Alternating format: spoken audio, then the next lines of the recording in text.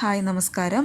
അപ്പോൾ ഞാനിന്ന് വന്നിട്ടുള്ളത് മീനില്ലാതെ എന്നാൽ മീൻ രുചിയിൽ നമുക്ക് വളരെ എളുപ്പത്തിൽ വീട്ടിൽ തയ്യാറാക്കാൻ പറ്റിയ നമ്മുടെ ഊണിന് കൂടെ കഴിക്കാൻ പറ്റിയ നല്ല തനി നാടൻ സ്റ്റൈൽ ഒരു കറിയായിട്ടാണ്.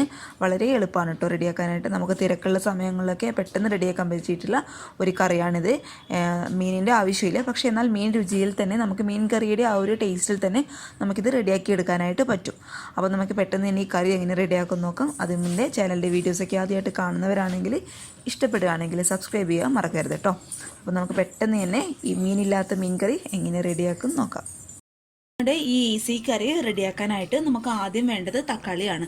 അപ്പോൾ തക്കാളി ഞാനിപ്പോൾ ഇവിടെ വലിയ സൈസുള്ള തക്കാളി ചെറുതായിട്ട് കട്ട് ചെയ്ത് എടുത്തിട്ടുണ്ട് കേട്ടോ. പിന്നെ നമുക്ക് വേണ്ടത് സവാളയാണ്. സവാള മീഡിയം സൈസുള്ള സവാള നീളത്തിൽ കട്ട് ചെയ്ത് എടുത്തിട്ടുണ്ട്. അത് നമുക്ക് എന്ത് ചെയ്യാം, ഈ ഒരു ചട്ടിയിലോട്ട് ഇട്ട് കൊടുക്കാം. അപ്പോൾ നിങ്ങളുടെ കയ്യിൽ ചട്ടിയില്ലെങ്കിൽ ഞങ്ങൾ സാധാരണ എന്താണോ കറി വെക്കാൻ എടുക്കുന്നത് അത് ഉപയോഗിക്കാം കേട്ടോ. ചട്ടിയിലൊക്കെ വെക്കുമ്പോഴറിയാമല്ലോ, ഒരു പ്രത്യേക ടേസ്റ്റ് ആയിരിക്കും. മീൻ കറീൻ്റെ ആ ഒരു ടേസ്റ്റ് കിട്ടും നമുക്ക്. അപ്പോൾ ഞാനത് ഇട്ട് കൊടുത്തിട്ടുണ്ട്. പിന്നെ നമുക്ക് വേണ്ടത് 3 പച്ചമുളക് നെടുകെ കീറി എടുത്തിട്ടുണ്ട്. അത് ഞാൻ ഇതിലോട്ട് ഇട്ട് കൊടുത്തിട്ടുണ്ട്. പിന്നെ നമുക്ക് വേണ്ടത് ചെറിയൊരു പീസ് ഇഞ്ചി ഞാൻ ഇതിലോട്ട് ഇട്ട് കൊടുക്കുന്നുണ്ട്. പിന്നെ നമുക്ക് മെയിനായിട്ട് വേണ്ടത് കുറച്ച് കറിവേപ്പില. ഇനി നമുക്കിതിലോട്ട് പൊടികൾ ഇട്ട് കൊടുക്കാം. അപ്പോൾ ഞാനിവിടെ എടുത്തിട്ടുള്ളത് ഒരു 1/4 ടീസ്പൂൺ മഞ്ഞൾപ്പൊടി ഇട്ട് കൊടുത്തിട്ടുണ്ട്. പിന്നെ വേണ്ടത് ഒരു 1/2 ടീസ്പൂൺ നമ്മുടെ സാധാരണ മുളക് പൊടി ഇട്ട് കൊടുക്കുന്നുണ്ട്. പിന്നെ വേണ്ടത് ഒരു 1/4 ടീസ്പൂൺ നമ്മുടെ കാശ്മീരി മുളക് പൊടി കേട്ടോ. കാശ്മീരി മുളക് പൊടി കയ്യിലുണ്ടെങ്കിൽ ഇട്ട് കൊടുക്കുക. അതിട്ട് കൊടുത്ത് നല്ലൊരു കളർ കൊടുക്കും നമ്മുടെ കറിക്ക്. അപ്പോൾ എന്താവശ്യമുള്ള സാധനങ്ങളൊക്കെ നമ്മൾ ഇട്ട് കൊടുത്തിട്ടുണ്ട്. പിന്നെ നമുക്ക് കുറച്ച് പച്ച വെളിച്ചെണ്ണ അത് ഒഴിച്ചു കൊടുക്കാം. പിന്നെ എന്ത് വേണം, ആവശ്യത്തിനുള്ള ഉപ്പ്. ഇപ്പോൾ ഇത് മാത്രം ഈ ഒരു ഉപ്പ് മാത്രം ഇട്ട് കൊടുത്താൽ മതി. കറി തിളച്ച് കഴിഞ്ഞ് നമുക്ക് വേണമെങ്കിൽ ഒഴിച്ചു കൊടുക്കാം കേട്ടോ.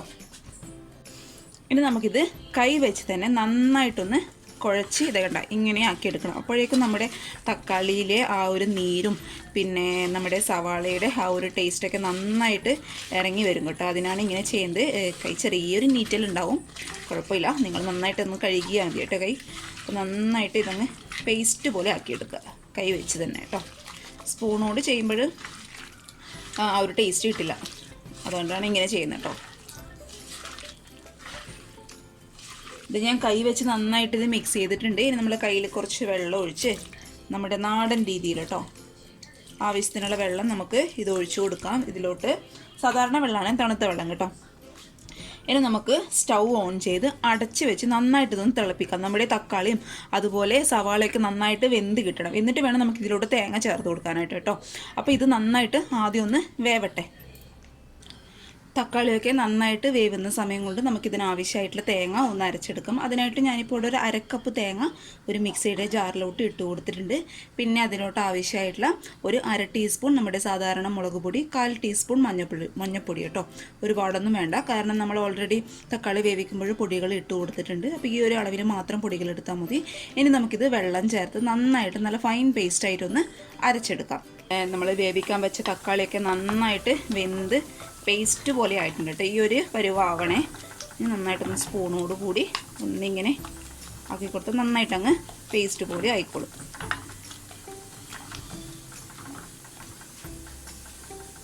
ഇനി നമുക്ക് എന്ത് ചെയ്യാം, നമ്മൾ അരച്ചെടുത്ത തേങ്ങ നന്നായിട്ട് ഫൈൻ പേസ്റ്റായിട്ട് അരച്ചെടുത്ത തേങ്ങ നമുക്കിതിലോട്ട് ചേർത്ത് കൊടുക്കാം. ഞാൻ തേങ്ങ ചേർത്ത് കൊടുത്തിട്ടുണ്ട്. ഇനി നന്നായിട്ട് നമുക്കൊന്ന് മിക്സ് ചെയ്യാം. ഈ ഒരു സമയത്ത് ഈ കറിക്ക് ആവശ്യമായിട്ടുള്ള ഉപ്പൊക്കെ നോക്കുക കേട്ടോ. ഇനി നമുക്കിത് അടച്ച് വെച്ച് ഒരു 5-10 മിനിറ്റ് നന്നായിട്ടൊന്ന് തിളപ്പിച്ചെടുക്കാം കേട്ടോ. അപ്പോൾ ഇനി നമുക്ക് എന്ത് ചെയ്യണം, ഇതിലോട്ട് കുറച്ച് കറിവേപ്പില കൂടി ഇട്ട് കൊടുക്കാം. എന്നിട്ട് നന്നായിട്ട് ഇത് നമുക്കൊന്ന് തിളപ്പിച്ചെടുക്കാം. അടച്ച് വെക്കണേ, അടച്ച് വെച്ചതിന് ശേഷം മാത്രം തിളപ്പിക്കാം. പിന്നെ നിങ്ങൾ മീൻ കറിക്കൊക്കെ എടുക്കുന്ന പോലെ ഒരുപാട് അങ്ങ് വെള്ളം ഒഴിച്ചു കൊടുക്കാൻ പാടില്ല കേട്ടോ. ഈ ഒരു ഗ്രേവിയൊക്കെ നമുക്ക് ആവശ്യമുള്ളൂ. അപ്പോൾ ഇരിക്കും തോറും നല്ലൊരു ടേസ്റ്റ് ആയിരിക്കും. അപ്പോൾ നമുക്ക് എന്ത് ചെയ്യാം, ഇത് അടച്ച് വെച്ച് ഒരു 5-10 മിനിറ്റ് നന്നായിട്ടൊന്ന് തിളപ്പിച്ചെടുക്കാം. നമ്മുടെ കറിയൊക്കെ കണ്ടോ നന്നായിട്ട് തിളച്ചിട്ടുണ്ട്. ഞാൻ ഓഫ് ചെയ്തു സ്റ്റൗ. ഒരു 5-10 മിനിറ്റ് ഒന്ന് തിളപ്പിക്കാം കേട്ടോ. അതിനുശേഷം ഓഫ് ചെയ്യാം. ഇനി നമുക്ക് എന്ത് ചെയ്യണം, ഇതിലോട്ട് താളിച്ച് ഒഴിക്കണം. താളിച്ച് ഒഴിക്കാനായിട്ട് ഞാനൊരു പാനിൽ കുറച്ച് വെളിച്ചെണ്ണ ഒഴിച്ചു കൊടുത്തിട്ടുണ്ട്. വെളിച്ചെണ്ണ ഒന്ന് ചൂടാകുമ്പോൾ കുറച്ച് സവാള ഞാൻ ഇതിലോട്ട് ഇട്ട് കൊടുത്തിട്ടുണ്ട്. അപ്പോൾ നിങ്ങളുടെ കയ്യിൽ ചെറിയ ഉള്ളി ഉണ്ട് എന്നുണ്ടെങ്കിൽ ഒരു 4-5 ചെറിയ ഉള്ളി ചെറുതായിട്ട് കട്ട് ചെയ്തതിന് ശേഷം ഇട്ട് കൊടുത്തോളൂ കേട്ടോ. എൻ്റെ കയ്യിൽ ചെറിയ ഉള്ളി ഇല്ലാത്ത കാരണം കുറച്ച് സവാള ഞാൻ കട്ട് ചെയ്ത് ഇട്ട് കൊടുത്തിട്ടുണ്ട്. ഇനി ഇതിൻ്റെ കളർ ഒന്ന് മാറുമ്പോൾ കുറച്ച് കറിവേപ്പില കൂടി നമുക്കിതിലോട്ട് ഇട്ട് കൊടുക്കാം.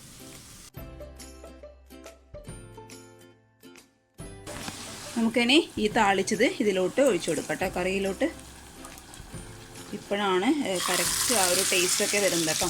ഇതിനി ഇരിക്കും തോറും ഭയങ്കര ടേസ്റ്റാണ് കേട്ടോ. നിങ്ങൾ ഇതാണെന്ന് ട്രൈ ചെയ്ത് നോക്കും. ഞാനങ്ങനെ വെറുതെ പറയല്ല, നല്ല ടേസ്റ്റുള്ള ഒരു കറിയാണ് കേട്ടോ ഇത്. നമ്മുടെ ചോറിൻ്റെ കൂടെയൊക്കെ നല്ലൊരു കോമ്പിനേഷനാണ്. എന്തായാലും ട്രൈ ചെയ്ത് നോക്കണം. കുറച്ച് ഇൻഗ്രീഡിയൻസിൻ്റെ ആവശ്യം മാത്രമേ ഉള്ളൂ. അതേസമയം നല്ല ടേസ്റ്റുള്ള ഒരു കറിയാണ്. ഒരു 5-10 മിനിറ്റ് ഒന്ന് അടച്ച് വെച്ചതിന് ശേഷം നമ്മൾ ചൂടുള്ള ചോറിൻ്റെ കൂടെയൊക്കെ കഴിക്കുമ്പോഴുണ്ടല്ലോ ഒരു രക്ഷയുണ്ടാവില്ല. വേറെ ഒന്നും വേണ്ട കേട്ടോ. നമുക്കൊരു പപ്പടം കൂടി ഉണ്ടെങ്കിൽ അടിപൊളിയായ കാര്യങ്ങളൊക്കെ. അപ്പോൾ ഇഷ്ടപ്പെടുകയാണെങ്കിൽ എല്ലാവരും ട്രൈ ചെയ്ത് നോക്കുക. നമ്മൾ ഇരിക്കും തോറും ഇതൊന്നും കൂടി കുറുകും. ആ കുറുകുമ്പോൾ നമ്മളിട്ട ആ തക്കാളിയുടെയും ഉള്ളിയുടെയും ആ ഒരു ടേസ്റ്റൊക്കെ കറക്റ്റായിട്ട് കറിയിലോട്ട് ഇറങ്ങി, നമ്മൾ താളിച്ചൊഴിച്ചതും അതിൻ്റെ ഒരു ടേസ്റ്റൊക്കെ കറക്റ്റായിട്ട് കറിയിലോട്ട് ഇറങ്ങി നല്ലൊരു ടേസ്റ്റ് ആയിരിക്കും. ഇഷ്ടപ്പെട്ടാൽ എല്ലാവരും ട്രൈ ചെയ്ത് നോക്കാം കേട്ടോ. ബാച്ചിലേഴ്സിനൊക്കെ എനിക്ക് തോന്നുന്നു പറ്റിയൊരു കറിയാണെന്ന്, വളരെ പെട്ടെന്ന് റെഡിയാക്കാനായിട്ട് പറ്റും. അപ്പോൾ ഇഷ്ടപ്പെട്ടാൽ തീർച്ചയായിട്ടും ട്രൈ ചെയ്ത് നോക്കുക. ട്രൈ ചെയ്ത് നോക്കിയിട്ട് കമൻറ്റ്സ് ഫീഡ്ബാക്കൊക്കെ അറിയിക്കുക കേട്ടോ. എല്ലാവരും എപ്പോഴും ഹാപ്പി ആയിട്ടിരിക്കുക. അടുത്ത നല്ലൊരു വീഡിയോ ആയിട്ട് കാണും വരെ താങ്ക് യു.